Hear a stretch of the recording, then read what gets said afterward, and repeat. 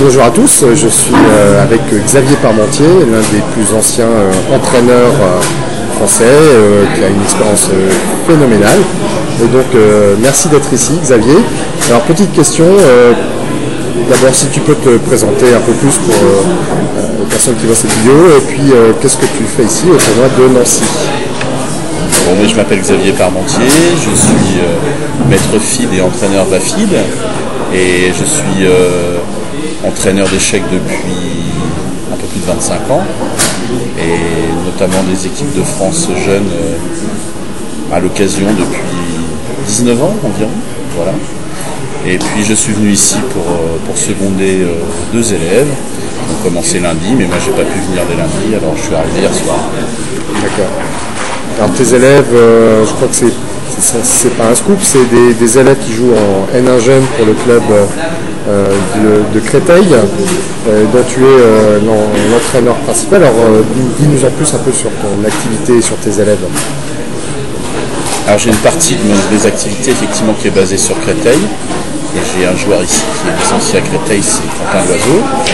Et puis je travaille aussi dans d'autres clubs, et notamment à Reims, en Champagne-Ardenne. Et j'ai ici un joueur, Olivier Billon, qui est de ce club. D'accord. Alors, parmi tes élèves, il y a l'ancien champion de France, c'est ce que je sais. Donc voilà, il y a une réussite de tes élèves. Et puis, comment ça se passe un petit peu pour eux dans ce tournoi? Ces tournois à Nancy, dont je rappelle qu'ils sont assez difficiles, puisque la particularité, c'est qu'ils vont jouer des adversaires qui ont tous à peu près le même niveau qu'eux. Sinon plus, il n'y a pas cet effet un peu yo-yo qu'on peut retrouver dans les Open.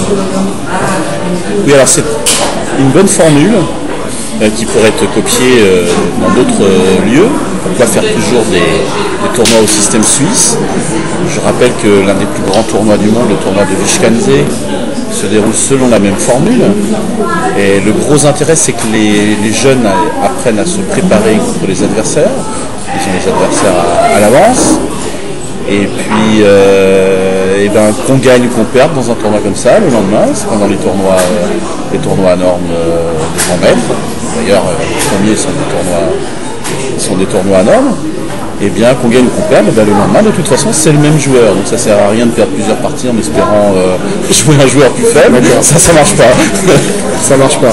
Effectivement, ça demande pas mal d'énergie, de discipline, un peu tout ça. C'est ce qui fait un peu le succès de ce tournoi au Conseil général de Meurthe-et-Moselle.